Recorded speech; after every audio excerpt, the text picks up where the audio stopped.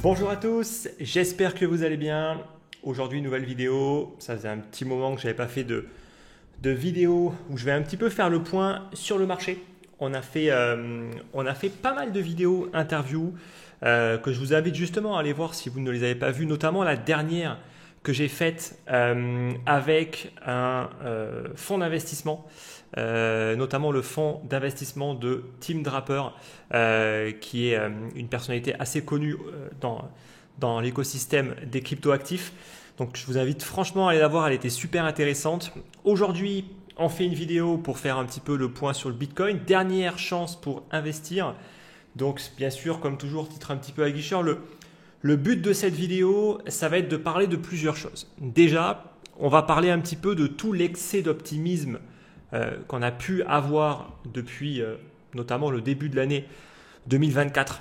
Il y a eu énormément d'excès d'optimisme. En tout cas, c'est moi qui juge qu'il y a eu un excès. Mais il y avait beaucoup d'optimisme. Beaucoup de personnes qui, sous prétexte que il y a BlackRock, donc le prix ne fera que monter. Il y a BlackRock, donc le prix ne baissera pas. Toujours les mêmes narratifs en fait qui reviennent systématiquement, même si à chaque fois c'est toujours un responsable qui est différent. En l'occurrence là c'est BlackRock, mais on retrouve toujours les mêmes types de comportements, toujours les mêmes excès. Et par contre il y a une chose qui ne change pas en fait, c'est les comportements humains et ensuite, le comportement du Bitcoin qui, lui, pour le coup, ne dérobe pas à la règle. Donc, on va parler de ça. On va parler ensuite de la grande consolidation qu'on est en train d'avoir sur les plus hauts. Et donc, je ferai une analyse technique du Bitcoin. On fera un petit peu le tour, en fait, des indicateurs techniques et des indicateurs on-chain, que ce soit sur Bitcoin et sur Ethereum, pour un petit peu essayer de voir est-ce qu'on est toujours sur un cycle qui est en cours? Est-ce que la vague haussière elle est toujours en cours? Est-ce qu'elle n'est pas en train de se terminer? Est-ce que le momentum n'est pas complètement retombé? Voilà, on va un petit peu essayer en fait de voir ça un petit peu aujourd'hui. On parlera également brièvement des altcoins, même si en soi les altcoins, il n'y a pas grand chose à dire, hein. Moi, ça fait des mois et des mois que je ne cesse de répéter que les altcoins ne sont pas intéressantes, que nous ne sommes pas dans une saison des altcoins. Le marché continue de me donner raison pour l'instant.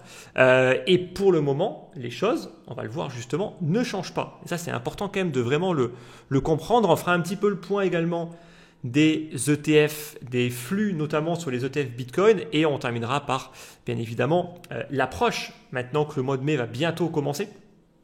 Je rappelle que dans le courant du mois de mai, mi-mai, on va avoir une réponse par rapport aux ETF Ethereum.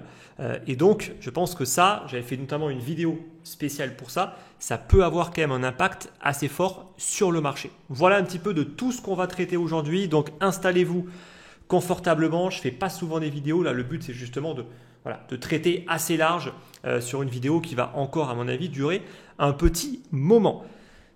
Avant de commencer cette vidéo, comme toujours, petit rituel, je vous avais pas mal teasé le lancement en fait d'un nouveau produit financier. Pour l'instant, il n'est toujours pas lancé.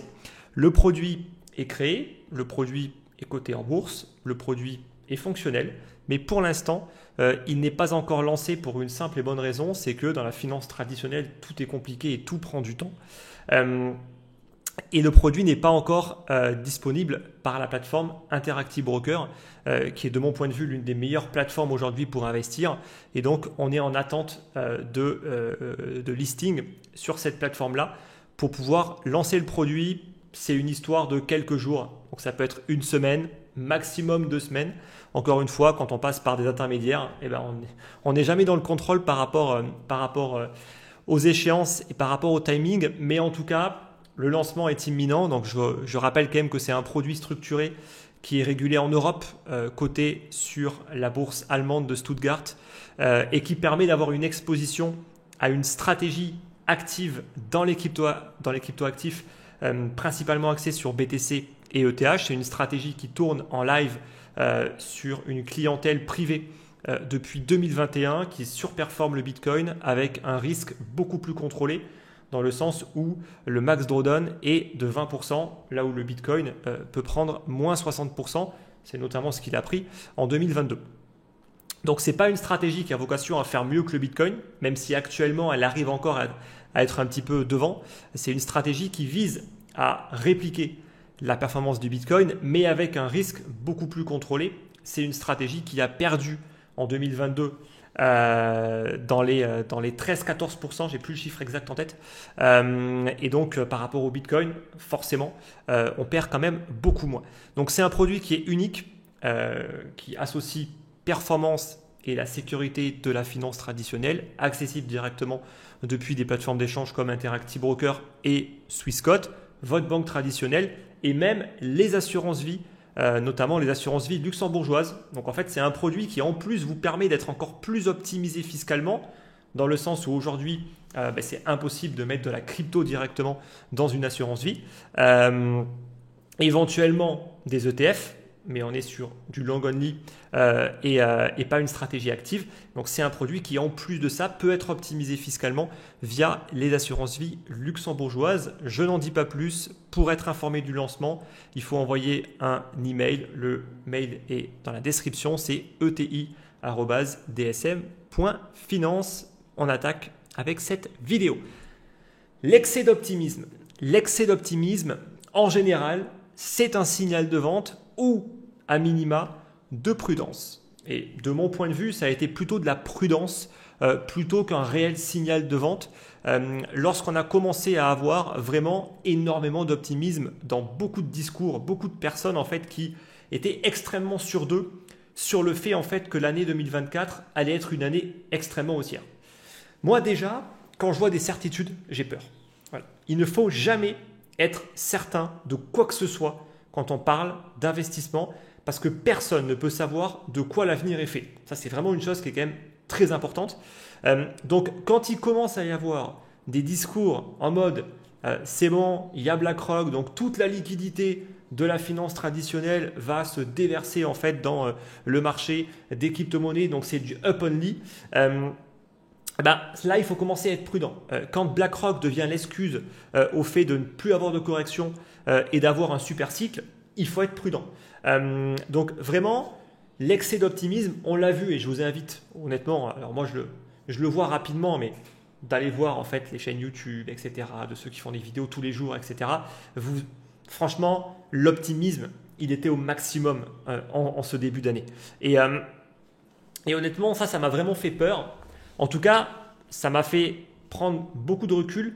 Je suis devenu beaucoup plus prudent et c'est pour ça en fait que j'ai vendu, j'ai allégé une partie en fait de mon portefeuille proche des plus hauts et qu'aujourd'hui j'ai une exposition de l'ordre de 50%. Voilà. Pour l'instant, j'estime qu'on est sur un niveau pivot. On le verra justement après.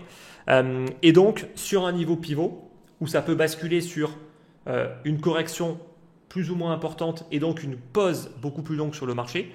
J'estime qu'il ne faut pas non plus être trop exposé. Ceux qui aujourd'hui sont surexposés au marché ne se rendent pas compte que si jamais ça ne va pas dans leur sens, ça va piquer. Et si en plus de ça, on est surexposé et qu'on n'a pas de liquidité pour en profiter plus bas, c'est une énorme erreur. Voilà. Donc, l'excès d'optimisme doit toujours vous amener soit à vendre, soit à être beaucoup plus prudent au niveau des signaux. Et donc, ensuite, quand les signaux commencent à être validés, je parle de signaux baissiers, il faut commencer bien évidemment à appliquer sa stratégie. Donc ça, c'est important quand même de vraiment le prendre en compte. Quand il y avait cet excès d'optimisme, là j'ai mis cette magnifique miniature, ou plutôt image en introduction. Là, on va commencer avec ce premier indicateur on-chain qui nous montre tout simplement les profits qui ont été réalisés par rapport à la durée de détention des bitcoins. Là, on est uniquement sur BTC. Quand il y a eu l'excès d'optimisme, il s'est passé quoi? Ça a vendu. Ça a vendu massivement. Donc, c'est assez ironique parce que quand on regarde tous les médias, les réseaux sociaux, c'était super, le super cycle, ça va faire que monter, etc. etc. Et in fine, en coulisses, il se passe quoi? Ça vend. Voilà, ça vend. Et notamment des portefeuilles qui avaient leur bitcoin depuis plusieurs mois, voire plusieurs années. Ils ont commencé à encaisser des profits. J'avais justement fait une vidéo avec Georges également de Slashcoin qui lui a expliqué sa stratégie où il a moyenné à la baisse quand on a commencé à être sur des niveaux vraiment intéressants pour commencer à acheter du Bitcoin en 2022, début d'année 2023. Et lui également, il a vendu et il fait partie en fait, comme beaucoup de personnes qui font de l'investissement de manière sérieuse, ils ont vendu en fait dans cette zone-là parce que c'est une zone de vente. Voilà, ça c'est important quand même de vraiment le bien appuyer en fait dessus. Donc quand l'optimisme est au maximum, il faut cliquer sur le bouton rouge et non pas sur le bouton vert. Et là, c'est exactement ce que ce graphique nous montre. Il y a eu un énorme pic qu'on n'avait pas eu depuis le précédent bull market. Alors, à nuancer, pourquoi? Parce que là, on est en valorisation dollar, les niveaux de prix sont plus les mêmes. Voilà. Aujourd'hui, on a un Bitcoin qui oscille dans les 60 000 $. La dernière fois, en fait, qu'il y a eu ce pic, le Bitcoin, il oscillait dans la zone des 30-40 000 $. Donc, voilà, c'est aussi important quand même de prendre ça en compte. Donc, forcément, en termes de volume en dollars, en fait, il faudrait limite avoir le volume en Bitcoin pour que ce soit un petit peu plus représentatif. Mais quoi qu'il en soit, ça reste un énorme pic. En tout cas, on a dépassé les 2 milliards, de profit. Donc ça, c'est quand même important de le prendre en compte. C'est le premier pic. Voilà. Ça ne veut pas dire que c'est la fin. En fait, si on regarde même ce qui s'est passé en 2021, on voit qu'il y a eu plusieurs pics et qu'il y a eu énormément de phases vendeuses avant vraiment qu'on parte sur une tendance beaucoup plus baissière. Là, on a eu un pic de vente, mais qui est tout de suite retombé. Ce qui fait qu'on a eu une pression vendeuse assez importante qui s'est mise en place dans la zone des 72 000 $. Donc là, en fait, le Bitcoin avait quasiment aucune chance de continuer à monter en réalité. Maintenant, le prix stabilise relativement haut et c'est totalement retombé. Donc, ça veut dire qu'aujourd'hui, on a pris ses profits, mais on a tout de suite arrêté de vendre dès que le Bitcoin a commencé à stabiliser et à corriger un petit peu. Et c'est pour ça, en réalité, en fait, que le Bitcoin n'a pas non plus beaucoup plus baissé. Et c'est aussi pour ça que les choses ne sont pas si négatives que ça. Au contraire, on a eu cette première phase vendeuse. Ça ne veut pas du tout dire que c'est terminé et que le Bitcoin va s'arrêter là. Loin de là. Mais en tout cas, c'est important de comprendre ça. Pourquoi ? Parce que rien ne monte en ligne droite. Ça, c'est vraiment, il faut se le mettre dans la tête. Rien ne monte en ligne droite. Ce n'est pas parce qu'il y a BlackRock qui lance un produit financier que l'actif fera que monter. C'est complètement faux. Ça n'arrivera pas. Et vous pouvez me trouver n'importe quelle excuse du monde, ça n'arrivera jamais. Pourquoi ? Parce qu'il y aura toujours des personnes, des investisseurs avisés, des pros qui sont rentrés bien avant et qui, eux, s'en foutent complètement d'aller chercher les 200 ou les 300 000 $ parce qu'ils investissent déjà avec des sommes qui sont importantes. Et donc, quand on peut déjà faire des plus-values de 50, de 100%, eh ben, on encaisse. Voilà. Et ces personnes-là, ce sont eux en fait qui vont être capables de freiner le marché un petit peu, de créer des zones de résistance et de calmer un petit peu les choses. Voilà. Et donc, c'est extrêmement sain.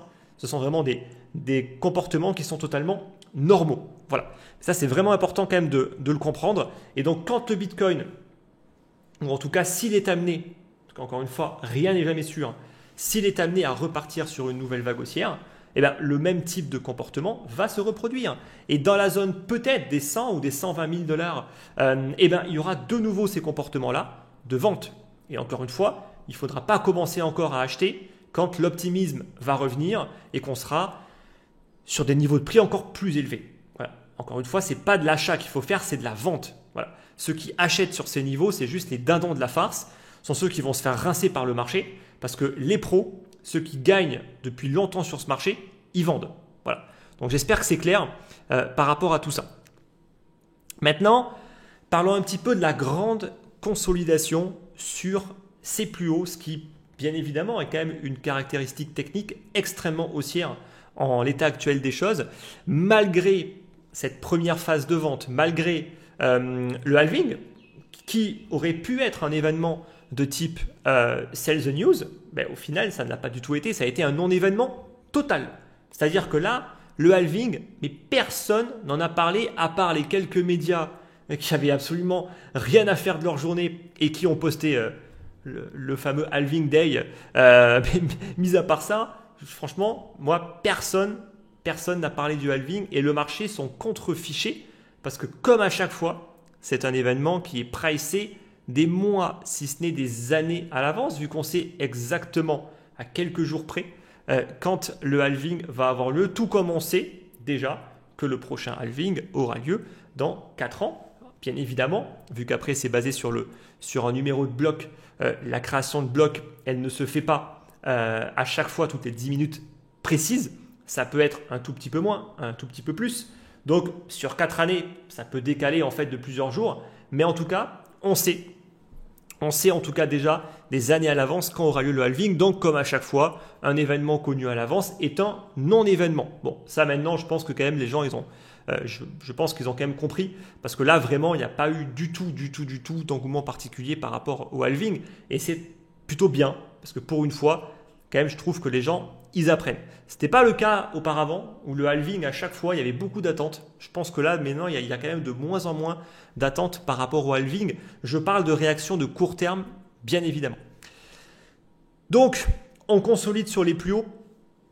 Là, je vous mets le graphique du Bitcoin sur le 3D, qui est une, je pense, des unités de temps les plus pertinentes pour éviter le bruit, mais pas non plus être trop large sur du weekly ou du mensuel. Donc, on est en train de consolider sur les plus hauts. On a eu très peu de retracement. Pour l'instant, on a eu un petit retracement sur la zone des 38,2 au niveau des retracements de Fibonacci. On est en train de consolider clairement et on est en train de former tout simplement une zone de consolidation entre la zone ici que vous avez dans la zone des 60 500 et la zone de top dans la zone des 71 500. Voilà, grosso modo pour l'instant, on est en train de tranquillement consolider dans cette zone. Les bandes de Bollinger sont clairement maintenant parallèles. Donc là, honnêtement, on est vraiment sur une belle phase de stabilisation. Le RSI est complètement retombé sur la zone de neutralité dans la zone des 50. Je rappelle que historiquement, le Bitcoin, il reste dans une dynamique haussière tant que le RSI reste au-dessus des 50 sur du 3D. Voilà. Donc là, on vient titiller la zone des 50. Ça veut dire quoi? Ça veut dire qu'on est sur un niveau décisif. Ça, c'est important quand même de bien le comprendre. En l'état actuel des choses, la structure est haussière. On est sur une structure haussière. Alors, on a commencé à casser ici le MA13, mais en l'occurrence, on est entre le MA13 et le MA25. Donc, pour l'instant, ce n'est pas dramatique. On est en train de consolider. On peut casser cette moyenne mobile là. Maintenant, si on vient breaker par contre la zone des 6500, par un break, j'entends une clôture sous ce niveau et un prix qui stabilise sous ce niveau sur plusieurs jours au moins. Là, par contre, on part sur une correction qui peut être beaucoup plus importante. Et on part sur une pause qui va être beaucoup plus longue que ce que certains auraient pu espérer. Pourquoi? Parce que ça veut dire qu'on va s'installer sous le RSI 50. En 3D, encore une fois, historiquement, ça a toujours été compliqué. Si on commence à s'installer sous le RSI 50, on part sur une phase de correction qui peut durer facilement plusieurs mois. Donc ça, il faut absolument le prendre en compte. Il peut bien évidemment y avoir des faux signaux. Encore une fois, l'analyse technique n'est pas une science exacte. Ce n'est pas parce qu'on casse un niveau que le prix va forcément baisser, bien évidemment.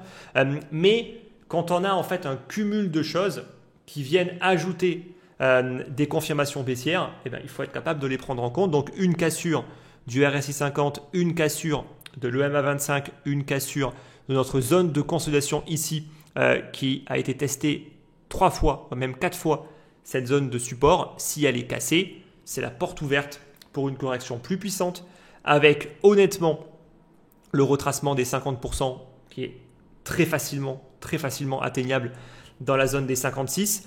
Beaucoup plus probable à mon avis d'aller chercher la zone des 61,8 qui se situe dans la zone des 51 52 000 $. Là, je suis désolé, là, je vois que j'ai pas suffisamment affiché ce qu'on peut voir à droite, mais grosso modo, on est voilà dans la zone des 51 000 $.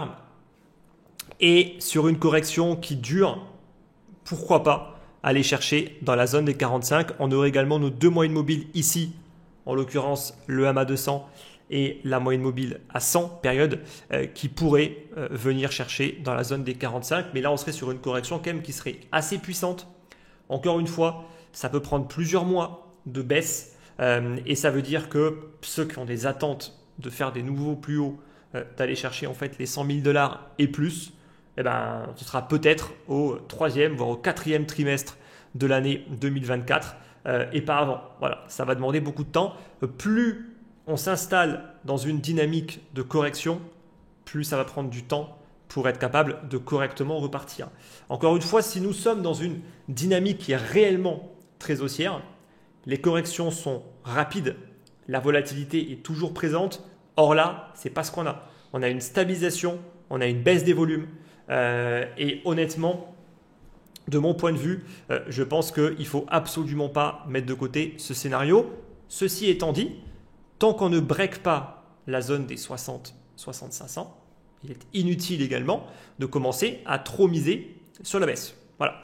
Même si sur du 3D là, ça commence un petit peu à fatiguer, petit rebond, rejeté au niveau de l'EMA13, boum, ça repart direct sur le l'EMA25. Ça commence à être un peu faiblard, idem au niveau du rebond ici.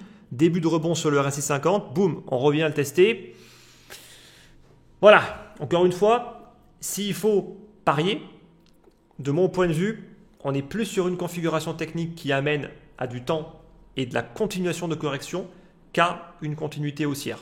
Maintenant, encore une fois, je ne suis pas devin et en réalité, je m'en fiche parce que le signal haussier sera donné uniquement sur une clôture au-dessus des 71 500. Les choses sont aussi simples que ça. Il faut juste attendre. Voilà. Il faut avoir cette capacité en fait de se dire on est sur un niveau clé.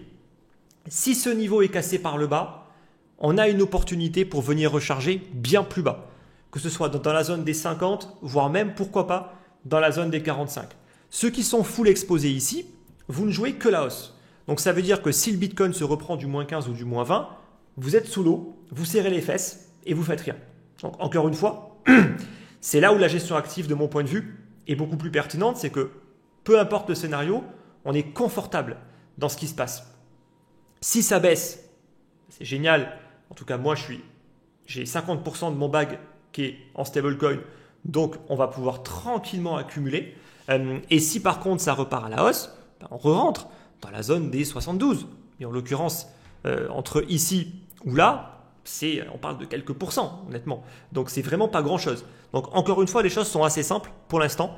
Et il faut être capable vraiment d'être prêt à ces deux principaux scénarios. Ça, c'est toujours important, notamment les scénarios baissiers qui, en général, je sais, la plupart des gens qui ne les apprécient pas, qui n'aiment pas les entendre, c'est parce qu'ils sont full exposés, qu'ils n'ont aucune stratégie active et qui, en fait, refusent de voir leur portefeuille se reprendre du moins 20%. Et encore, là, je parle du Bitcoin. Mais bien entendu que ceux qui sont exposés sur de l'Ethereum ou des altcoins, déjà ils sont sous l'eau parce que ça s'est fait massacrer. Mais en plus de ça, si le Bitcoin continue encore sur un train de baissier, n'espérez pas des alts qui vont partir sur un train d'haussier. Bien évidemment. Donc encore une fois, si Bitcoin perd 20, vos alts vont perdre à minima 20 et très probablement encore plus. Voilà. Et donc forcément, si on est full exposé sans aucune liquidité supplémentaire, eh ben, on déteste entendre ce que je viens de dire. Et encore une fois, si on veut être un bon investisseur, si on veut être sérieux, eh bien, il faut être capable de l'entendre. Voilà. Et il faut être capable d'agir en conséquence.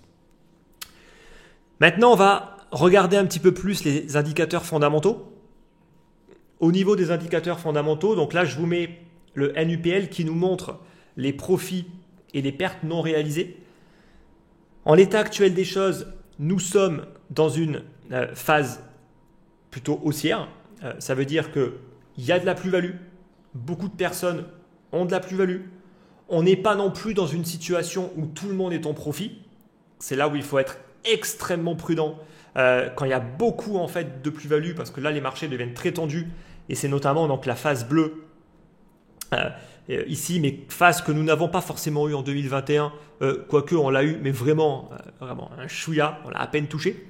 Là pour l'instant, voilà, on a fait une première petite phase de hausse. On n'a pas non plus atteint un pic de dingue en termes de plus-value, mais ça a quand même suffi pour encaisser quand même pas mal de plus-value. Ça redescend tranquillement. Maintenant, on va voir un petit peu comment est-ce que les choses évoluent. Mais en l'occurrence, on n'est pas en tout cas, on n'a pas atteint vraiment de niveau extrême qui commencerait en tout cas à nous faire poser des questions sur est-ce qu'on a atteint un top ou pas. De mon point de vue, c'est un peu trop prématuré pour parler de ça. Quand bien même je parle de corrections qui peuvent durer plusieurs mois, ça ne sous-entend pas qu'on ne peut pas ensuite jouer une continuation haussière. Je ne parle pas d'une phase de bear market, que les choses soient claires. On parle juste d'une phase de correction exactement peut-être ce qu'on a pu avoir si on enlève la phase Covid durant la période 2019. Voilà, on a eu une petite phase de correction qui a duré plusieurs mois. Bon, il y a eu le Covid au passage, donc forcément on s'est pris une grosse claque par la suite. Mais quoi qu'il en soit, on peut très bien imaginer un scénario où les choses baissent. Et si en plus de ça, on le verra à la fin de la vidéo, l'ETF sur Ethereum est refusé, ça ne ferait en fait qu'alimenter une année 2024, loin d'être aussi haussière que ça, et qui ne pourrait en fait repartir que sur une dynamique que peut-être plus tard dans l'année. Encore une fois, en fait, ne partez pas du principe qu'il y a eu le halving, donc quelques semaines, voire quelques mois après, le marché va forcément partir en mode bull market. Non, absolument pas. Tant qu'il n'y a pas un regain d'intérêt, tant qu'il n'y a pas de demande qui repart à la hausse, le prix n'a pas forcément vocation à exploser non plus. Voilà. Si on regarde l'Ethereum, là on voit que ça a été beaucoup plus difficile parce que l'Ethereum, on le verra notamment par la suite, il a sous-performé Bitcoin et il continue en fait à le faire depuis maintenant plusieurs années. On est à peine venu chercher donc la zone en vert, on est déjà reparti dans la zone jaune. Donc encore une fois, ceux qui me parlent de saison des altcoins, j'aimerais bien qu'ils m'expliquent. Alors oui, de manière ultra concentrée sur quelques semaines, évidemment, il y a eu de la hype sur les mêmes coins, bien évidemment, entre le Dodge, le WIF et tout un tas en fait de shitcoins, évidemment en fait qu'il y a eu, mais qui profite de ça? Mis à part les traders qui tradent notamment les actifs qui vont être très volatiles ou les algorithmes de trading qui également vont être capables de choper des petites tendances sur des unités de temps très très courtes, parce que là on parle de quelques jours, voire de quelques semaines. Mis à part ça, si on est investisseur sur une vision à beaucoup plus long terme, aujourd'hui les alts, dans leur grande majorité des cas, n'ont rien fait. Alors oui, il y a eu quelques projets qui bien évidemment s'en sortent beaucoup mieux. Encore une fois, qui aujourd'hui a réussi à n'avoir dans son portefeuille que des projets qui ont une dynamique haussière en tout cas contre le Bitcoin. Alors si vous avez réussi, chapeau bas, mais en général ce qui se passe, c'est quoi? C'est qu'on a une petite moitié du portefeuille, si on l'a bien choisi, qui va très bien performer, mais une autre qui ne performera pas bien.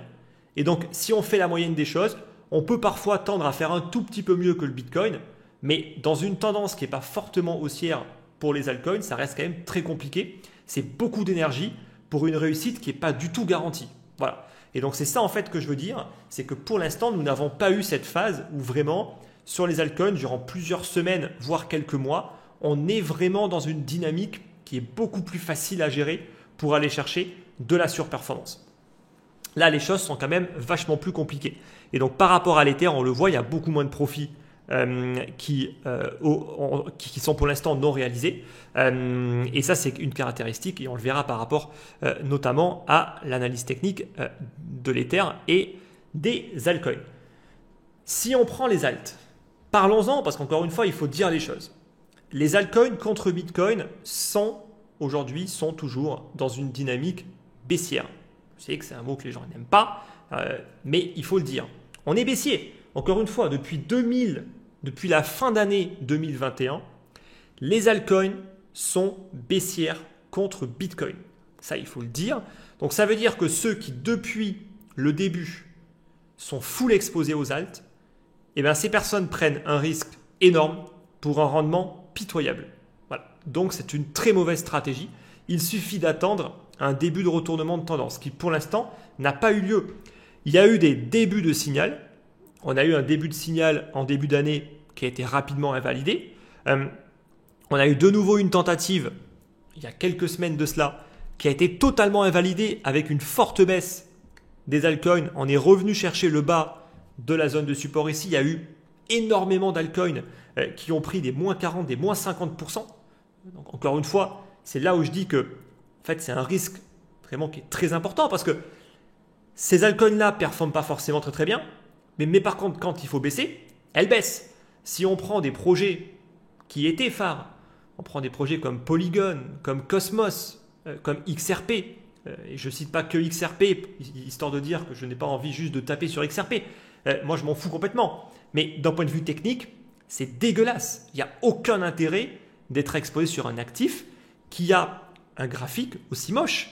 C'est-à-dire que ça ne performe pas quand le marché monte et quand le Bitcoin monte, mais quand il s'agit en fait de se prendre des baisses, ils sont là. Quel intérêt en fait de s'exposer à ça? Il n'y a aucun intérêt en fait. Donc vraiment ça, il faut avoir en fait cette capacité de se dire les alts pour l'instant ne sont pas intéressantes. Est-ce que ça veut dire qu'il faut être full Bitcoin? Tout dépend de la stratégie qu'on a envie d'appliquer. Si on veut prendre un peu de risque, il faut toujours avoir un pied dans les altcoins. Le BNB par exemple s'en sort plutôt bien. Bon, le BNB fait partie aujourd'hui des alts qui sont parmi les plus pondérés de ma stratégie que j'explique dans mon club privé. Ils se portent très très bien. Il y a pas mal de projets qui se portent bien, d'autres dans l'indice qui se portent un peu moins bien. Si on prend Uniswap, Uniswap s'est fait un petit peu défoncer. Et c'est là où je vous dis que ça reste encore très compliqué d'avoir que des bonnes alts en permanence dans un panier en fait d'altcoins. C'est très compliqué. Mais par contre, quand il y a une phase où là on break la zone ici des 42, 44, puis on valide avec la cassure de notre moyenne mobile ici, là on peut commencer à se dire ok, là c'est intéressant, je surpondère mon panier d'altcoin. Tant qu'on n'a pas ça, moi je ne bouge pas, je reste massivement pondéré sur le Bitcoin, bien sûr une bonne pondération sur l'Ether et encore une petite pondération sur les altcoins. Il faut toujours, de mon point de vue, avoir un petit pied dedans parce que c'est un peu plus compliqué si on n'est pas du tout exposé de s'exposer comme ça en un claquement de doigts. En général, il faudra attendre des confirmations, etc. avant de vraiment être bien exposé. Donc, si on est déjà un minimum exposé, quand on aura les premières confirmations, on n'aura pas trop de pression à se dire « il faut absolument que je me positionne ». Et dès qu'on aura une confirmation, en tout cas une deuxième confirmation, là, on pourra tranquillement commencer à augmenter un petit peu plus son allocation sur les altcoins. Mais tant qu'il n'y a pas ça, moi, je ne comprends pas ceux qui s'entêtent à vouloir anticiper le marché en partant du principe que les altcoins vont forcément avoir leur phase de surperformance par rapport au Bitcoin. Si durant les 12 prochains mois, on reste sur une dynamique de range, vous avez encore perdu 12 mois à vous exposer en fait sur un actif qui est très volatile, qui va se prendre toutes les baisses et qui fera pas mieux que le Bitcoin. Quel est l'intérêt? Aucun intérêt rationnel de faire ça. Maintenant, si on passe au dernier indicateur on-chain, c'est également un indicateur que j'aime bien, c'est l'indicateur qui nous montre les personnes qui détiennent les bitcoins entre les investisseurs de long terme et les investisseurs de court terme. On est considéré comme investisseur de long terme lorsqu'on détient plus de 6 mois ces bitcoins. En général, dans les phases haussières, il y a toujours une inversion des courbes. La courbe bleue, les investisseurs de long terme, ils vendent. Et bien évidemment, en fait, que la hausse, elle est soutenue par tous les nouveaux entrants qui, eux, veulent acheter parce qu'ils n'ont pas acheté quand le marché baissait. Et donc, ils soutiennent en fait cette hausse. Dès l'instant où il y a un ralentissement, il faut être prudent. Encore une fois, on en revient à ce que je disais sur l'analyse technique du Bitcoin et l'excès d'optimisme. Aujourd'hui, on commence à former un début de top. Encore une fois, il ne faut pas avoir peur en fait de dire les choses. Il faut être capable d'analyser en fait les graphiques en étant parfaitement objectif et en mettant ses biais de côté. Certains ont des biais qui sont tellement haussiers que quand ils vont commencer à avoir des choses qui sont un petit peu négatives, ils vont se dire oui mais non. Oui mais non parce qu'au final, j'ai d'autres indicateurs qui eux me disent le contraire. Peu importe, pour l'instant, c'est un début de signal qui mérite attention. On commence à avoir un ralentissement. Ce qui sous-entend quoi? Ça sous-entend que le nombre de nouveaux investisseurs devient de plus en plus rare et que pour l'instant, on a atteint un niveau un petit peu soit de top, soit de stabilisation. Encore une fois, en général, on ne stabilise pas trop longtemps sur une dynamique haussière. On n'avait absolument pas stabilisé en 2020. En 2017, on le voit, on avait un peu stabilisé ici. Vous le voyez avec cette correction qu'il y avait eu là. Mais encore une fois, en général, on ne stabilise pas beaucoup. Donc, pour l'instant, moi, ce que je vois, c'est qu'on commence à stabiliser un peu beaucoup. Voilà. Et donc, ça appuie mon scénario de peut-être qu'on va avoir un scénario qui est un petit peu différent de ce qu'on a pu avoir par le passé, avec une correction un petit peu plus profonde. Ça va prendre encore plusieurs mois pour éventuellement, après, repartir sur un regain d'intérêt. Voilà. Ou pas. Et encore une fois, moi, je m'en fiche. Parce que je ne fais que appliquer des scénarios, en tout cas définir des scénarios plutôt, et appliquer celui qui va se dessiner. Maintenant, voilà, je ne fais que analyser ces différents graphiques. Et pour l'instant, il y a une chose qui est certaine, et on va le voir notamment avec les flux sur les ETF qui maintenant sont extrêmement intéressants d'être surveillés. La demande, c'est déjà essoufflé. Il faut en avoir conscience et il faut le dire.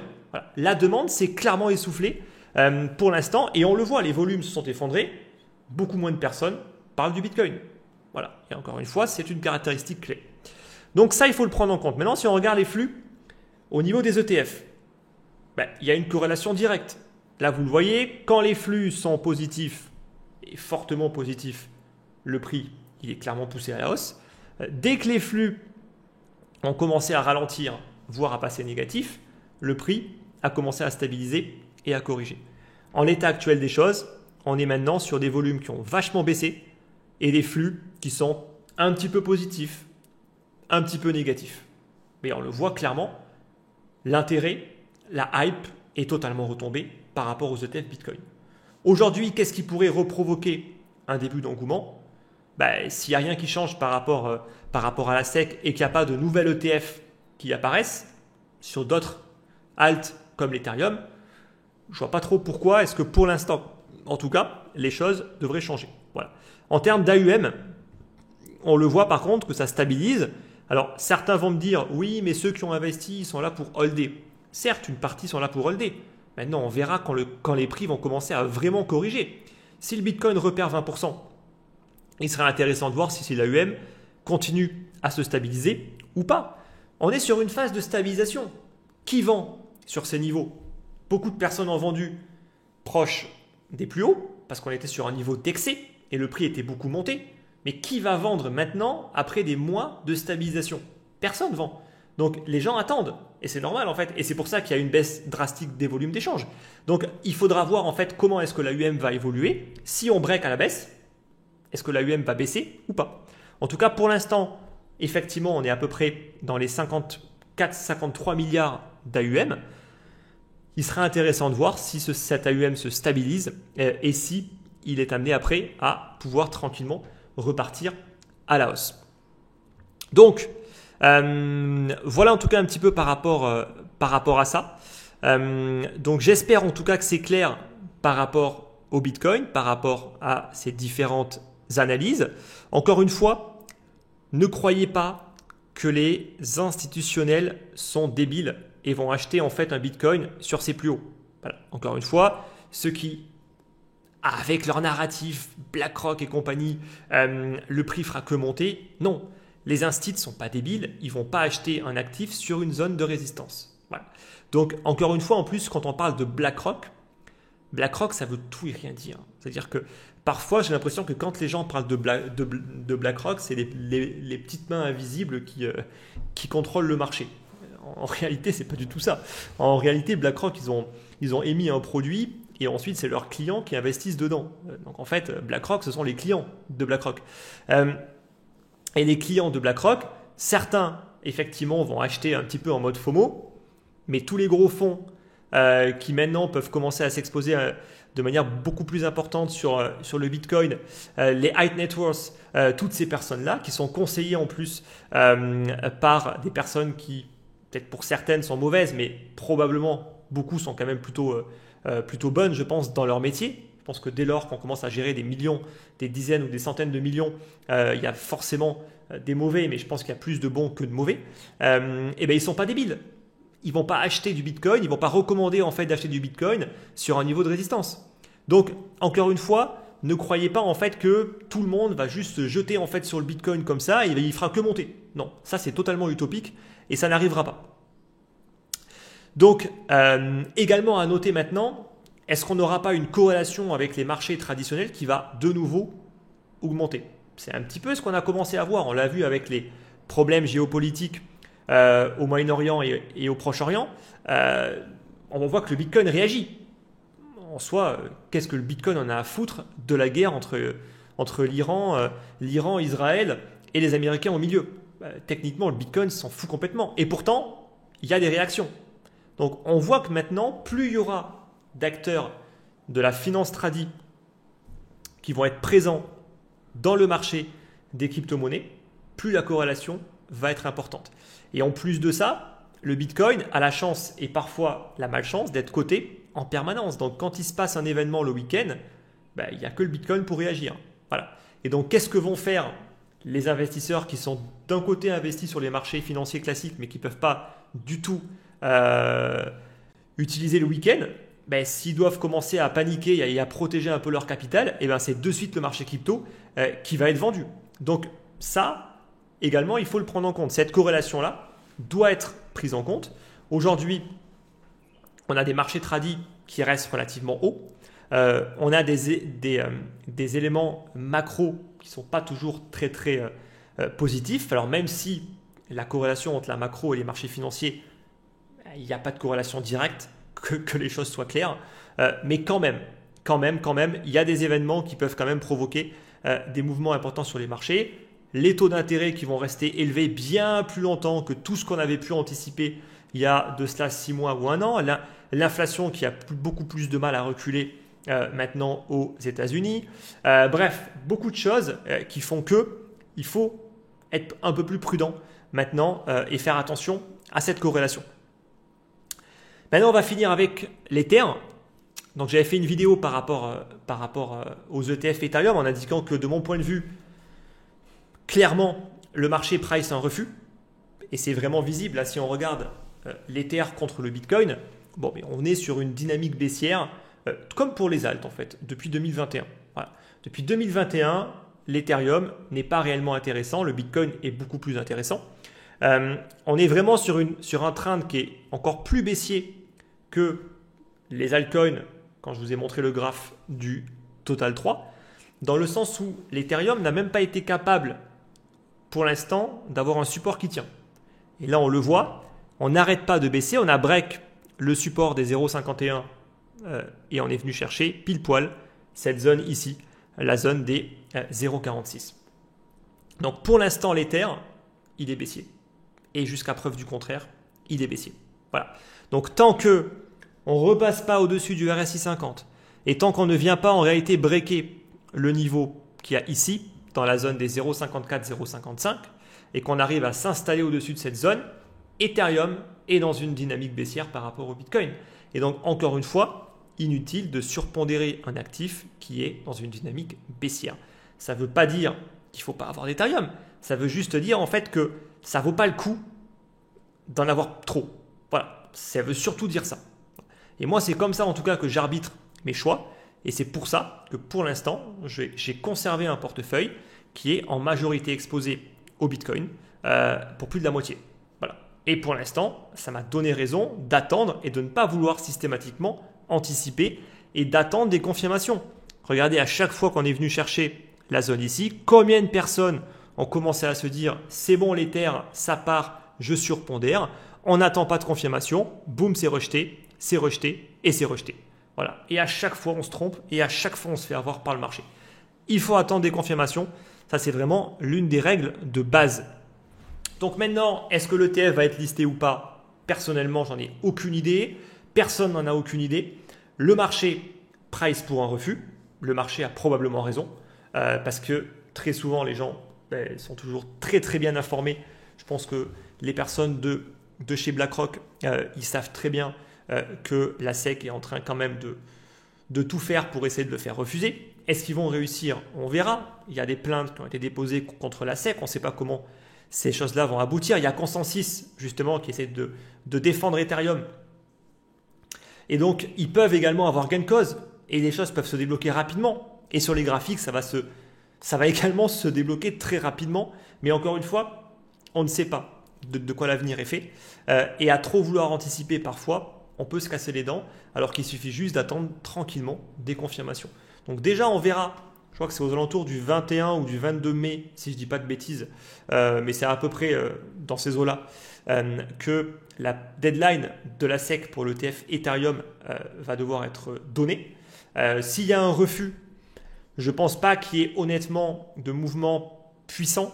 Peut-être qu'il y aura un peu de volatilité, mais honnêtement, pour moi, les marchés ont totalement pricé en fait cet événement-là. Et je pense qu'il y aura beaucoup plus de réactions s'ils sont acceptés.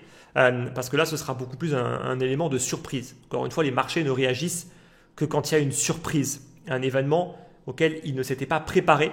Et de mon point de vue, c'est un accord sur les ETF. Encore une fois, si le marché aujourd'hui se positionne sur un refus, ça veut dire que c'est plus probable qu'il y ait un refus plutôt qu'un accord, parce que les acteurs de marché ne sont pas débiles.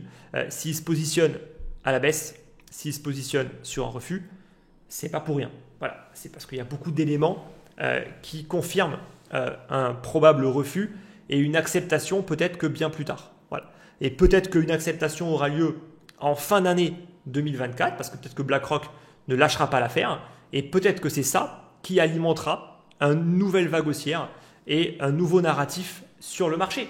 Encore une fois, on ne sait pas comment les choses vont évoluer, mais c'est un scénario qui est totalement probable. Voilà. J'espère juste que vous y êtes prêts et que vous n'avez pas tout misé en étant surexposé sur une continuation haussière rapide, parce que les choses pourraient être bien plus compliquées. Voilà, j'espère que cette vidéo vous a plu. Encore une fois, tout ça est pour vous expliquer l'importance de la gestion active et l'importance d'avoir du temps, de ne pas être pressé quand on investit. Pour ceux qui sont intéressés par mon produit pour justement s'exposer à une gestion active, le mail eti@dsm.finance qui est marqué également en description. N'oubliez pas aussi de vous inscrire pour recevoir mes lettres d'investissement gratuites. Le lien il est également en description. Le like pour le soutien. Et quant à nous, on se retrouve à très vite pour une prochaine vidéo. Bye bye.